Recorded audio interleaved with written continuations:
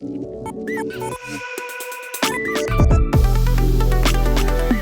feedback was, it's nice to have someone external to actually ground us, because they have all kinds of crazy ideas, fantastic ideas, how they're going to change or build a new school. What they need is someone from outside. And the only thing that you're doing is in the workshop, you're kind of always asking them, why?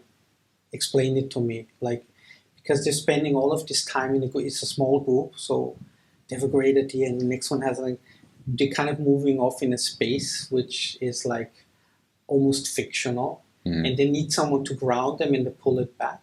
And so even for a startup, the value would be explain it in basic terms. So let's say the benefit for me, I work in many different industries. I might work with a bank. Do I have the background of the banking industry? No. Tomorrow I work with a manufacturer of motorcycles. Can I ride a motorcycle? No. But the task that you have in the workshop is to ask these very common questions, these no-brainers.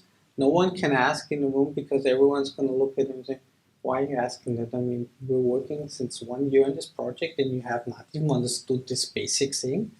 As an outsider, and I always tell the people in the training is, you need to realize as a moderator, you're the dumbest person in the room when it comes to the domain. Yeah, Those are all specialists. They're working 10, 15, 20 years. They have degrees in and it's science, okay whatever. To embrace it as well. Sometimes I just, sorry to interrupt, sometimes I just say that. I say, I have no idea what you just said. Can you simplify for me, or can you elaborate? And it's an easy card. Yes. People then let down their guard as well, because we don't feel threatened by you that you're, know everything. And that also what you see often in the rooms, like you kind of notice, actually, you're not the only person not understanding it, but you're the only person that has a good excuse to ask a question. But then you're sharing the knowledge in the complete room, and you have everyone at the same level.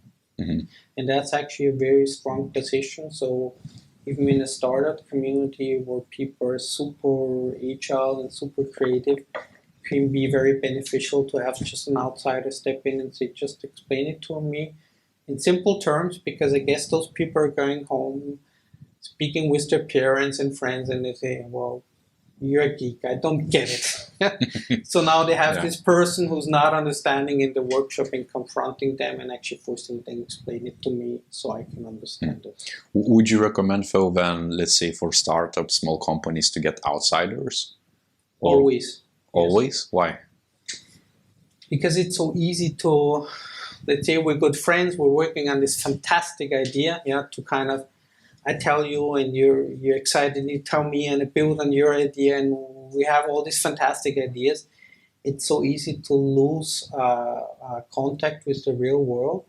But that does not mean that if someone comes and you try to explain the idea and it says, I don't get it, does not mean your idea is bad. But it should just let you take a step back and just ask, is the problem the person does not understand the vision I have, or is it the way I'm communicating it?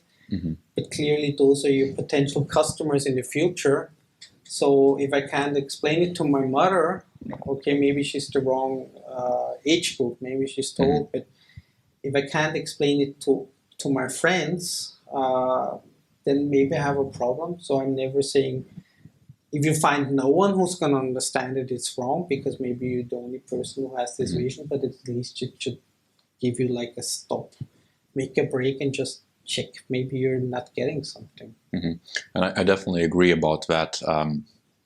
Reaching out almost to external people to help out with design thinking, especially if companies don't do it themselves. But it's also very interesting because some companies, very small, they have that culture of design thinking, or they get someone like a new project manager or new product manager, and they establish that as a process, and then it just works so smooth.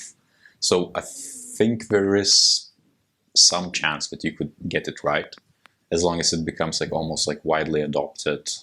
And I've seen some startups who do that, and it's just amazing how they do it.